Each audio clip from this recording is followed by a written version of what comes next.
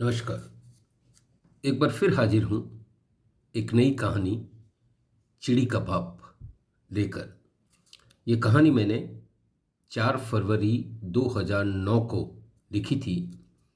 प्रस्तुत है, वाचन कर रहा हूँ कहानी चिड़ी का बाप।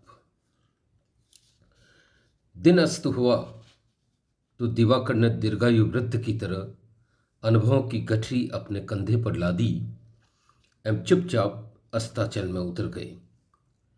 जाते जाते पहाड़ी के उस पार हवाओं से आंख चुराकर निशिनाथ के कान में उन्होंने जाने क्या कहा कि निशिनाथ के चेहरे पर चिंतन, दर्शन एवं गांधीर्य के भाव उभर आए।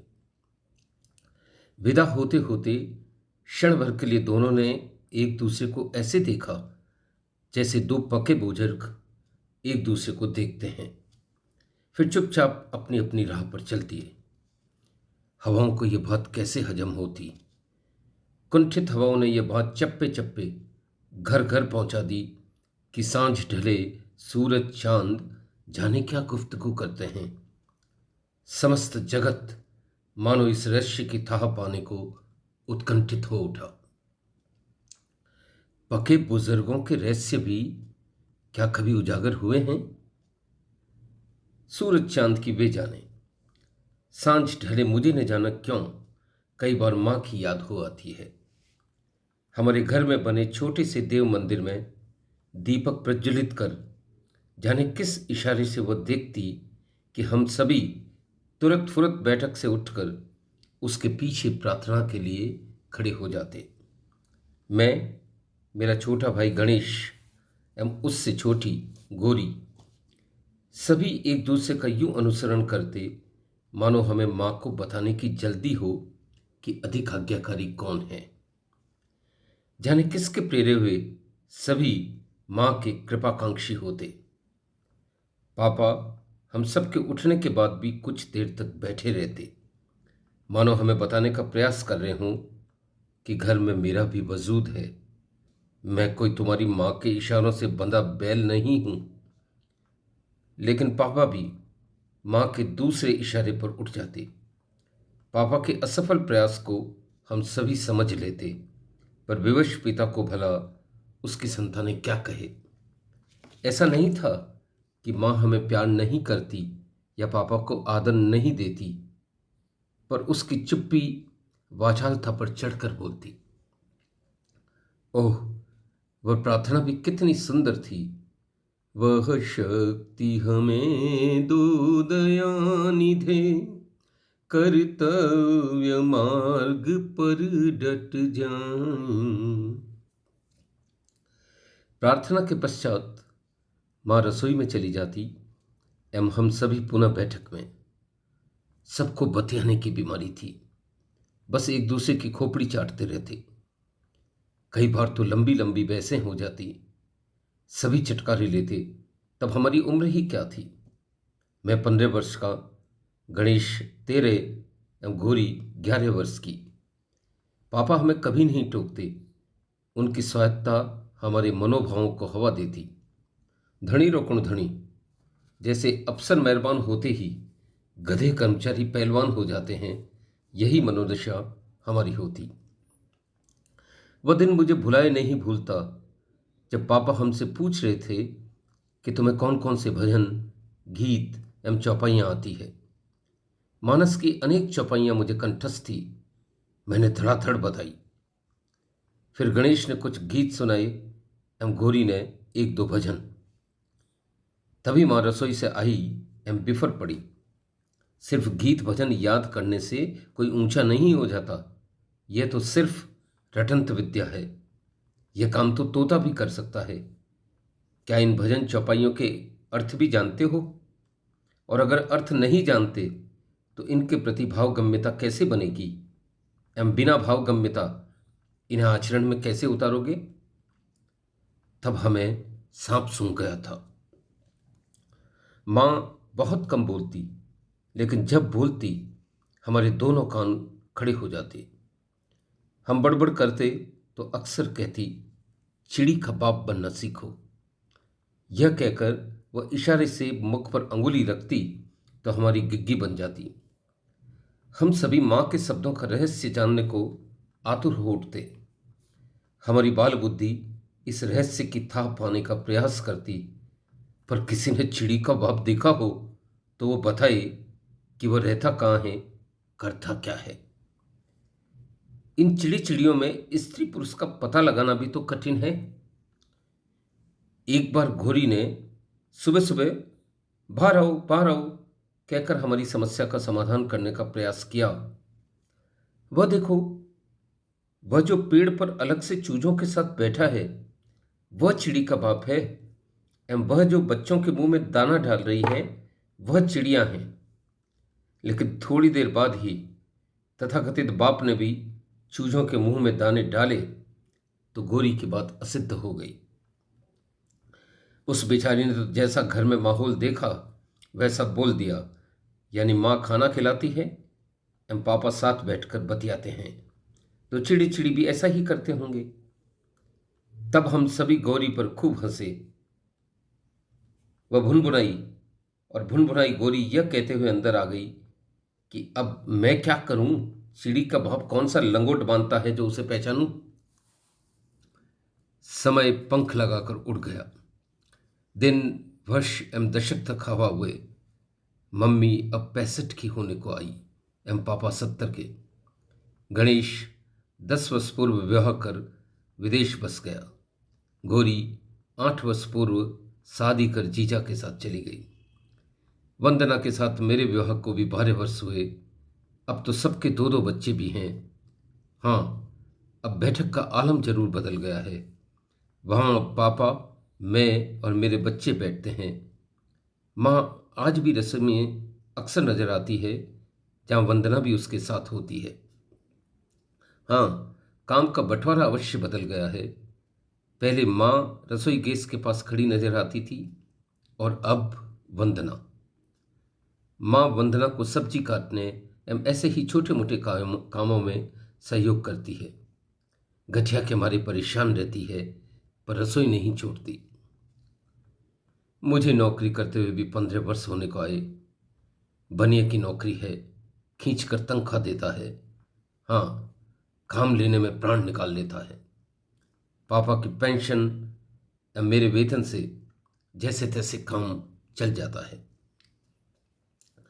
मनुष्य का भाग्य भी जाने कैसी आंख मिचोली करता रहता है।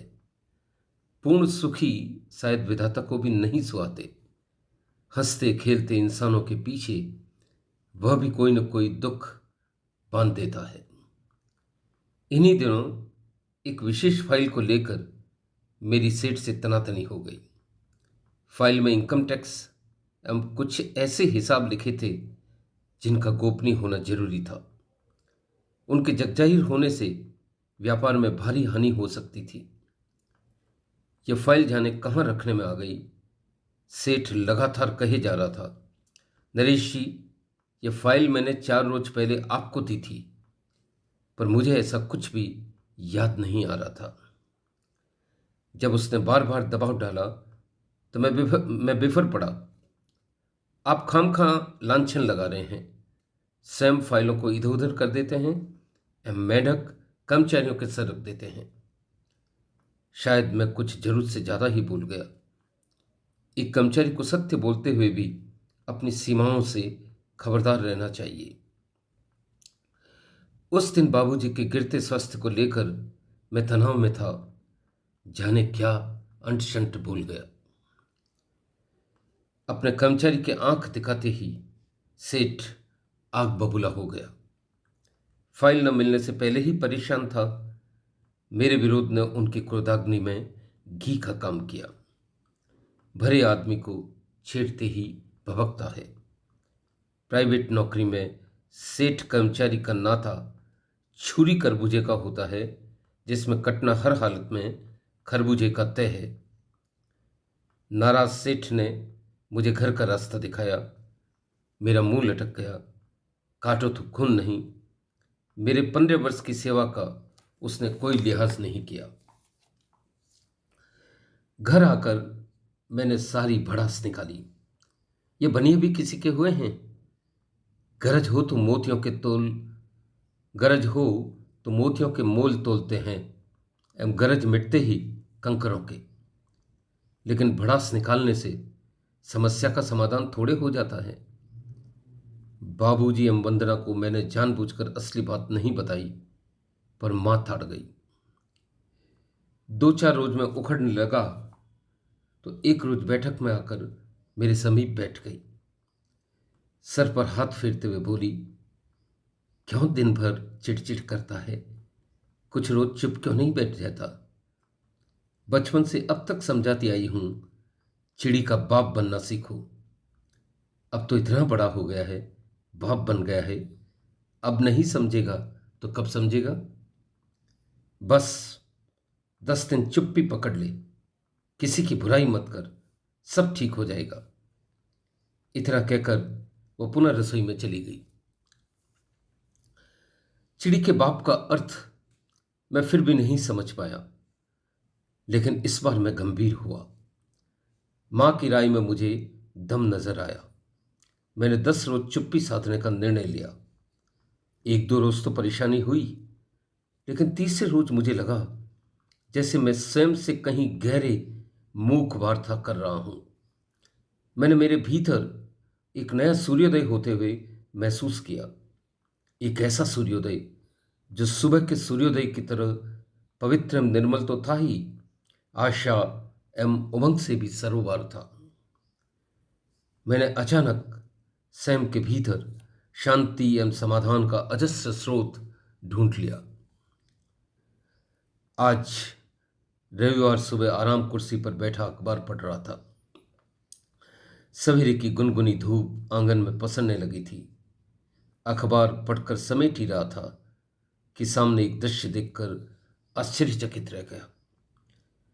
घर के ठीक सामने एक गाड़ी आकर रुकी एवं उसमें से सेठ जी उतरकर दरवाजे तक आए। उनके पास एक बैग था जिसे वे कंधे पर लटकाए थे। मैंने आनन फानन दरवाजा खोला। उन्हें यूं आते देख मैं असहज हो उठा। मेरी दशा देख वे खुद ही बोले, नरेश जी, भीतर आने के लिए नहीं कहोगे? अंधा क्या चाहे 2 आंखें। मैं सकपका गया। साहस कर बोला, सर प्लीज कम इन। अंदर आकर उन्होंने मेरे पिता की तबीयत के बारे में जाना। फिर मां एवं वंदना को भी बैठक में बुलाने को कहा। दोनों वहां आकर चुपचाप खड़े हो गए। उन्हें देखकर वे भी उठ खड़े हुए। मां की ओर देखकर बोले, मैं तो आपके लिए पुत्र समान हूं, आपके खड़े रहते कैसे बैठ सकता हूं? जब सभी बैठ गए तो उन्होंने बैग से एक फाइल निकाली। फाइल देखकर मेरी आंखें चमक उठी। मैं बोले बिना नहीं रह सका, सर ये फाइल कहाँ मिली? ये तो वही फाइल है। मेरे कंधे पर हाथ रखे हुए बोले, नरेश जी, यह फाइल मेरी ही गलती से कुछ रोज पूर्व मेरे एक मित्र के कार्यालय में छूट गई थी। उसके 10 रोज तक वह किसी कार्य से बाहर चला गया। कल देर रात उसने मुझे यह सूचना दी। आज उसी के कार्यालय से लेकर सीधे आपके पास आ रहा हूं। चाहता तो मैं आपको फोन कर वापस बुला सकता था, पर ऐसा करके मैं स्वयं को माफ नहीं कर पाता। भूलवश अगर हम दूसरों पर लांछन लगाते हैं तो उनसे क्षमा मांगने का साहस भी होना चाहिए। मैं आपसे क्षमा मांगने आया हूं एवं यह अनुरोध करने भी कि कल से पुनः ऑफिस आना है। इस दरमियान आप और आपके परिवार को हुई असुविधा के लिए मुझे खेद है। कहते कहते उनकी आंखें गीली हो गई। मैं जमीन में धंस गया। उनकी भाव विवलता के दर्शन कर मेरी आंखें छल छला आई। आज मैं उनमें एक ऐसे देवता के दर्शन कर रहा था जिसका अंतस क्षमा मांगने से पवित्र एवं निश्चल हो गया हो। मैं स्वयं को भी कोस रहा था कि मैंने अकारण उन्हें इतना बुरा भला कहा। काश मैं उस दिन चुप रह जाता। उनके जाने के बाद मैंने मां की ओर देखा। साड़ी की कोट से गीली आंखें पोंछते हुए वो फिर कह रही थी, तुम्हें कहा नहीं था, चिड़ी का बाप बनना सीखो। समय के अंतराल पर समस्याएं स्वयं समाधान ढूंढ लेती हैं। वर्षों बाद मुझे मां के मुहावरे का अर्थ समझ में आया। मां की सीख मानो अनुभव के लंबे इतिहास को बयां कर रही थी। इसी अनुभव को तो ढलता हुआ सूरज नित्य चांद से बांटते हुए कहता है, निशिनाथ, संसार में मौन की शक्ति असीम है। मौन आत्म साक्षात्कार का अवसर तो देता ही है, अनायास सत्य के उस प्रकाश पुंज को भी उद्घाटित कर देता है जिसकी रोशनी में नहाने के पश्चात किंचित भी अंधकार नहीं रहता। मनुष्य बाहर का कोलाहल बंद करे तब तो न भीतर की सुने। क्या चिड़ी के बाप ने यह रहस्य सदियों पूर्व जान लिया था? तभी तो वो नित्य प्रसन्न एवं प्रफुल्लित नजर आता है। भावरा मनुष्य जाने कब समझेगा। धन्यवाद।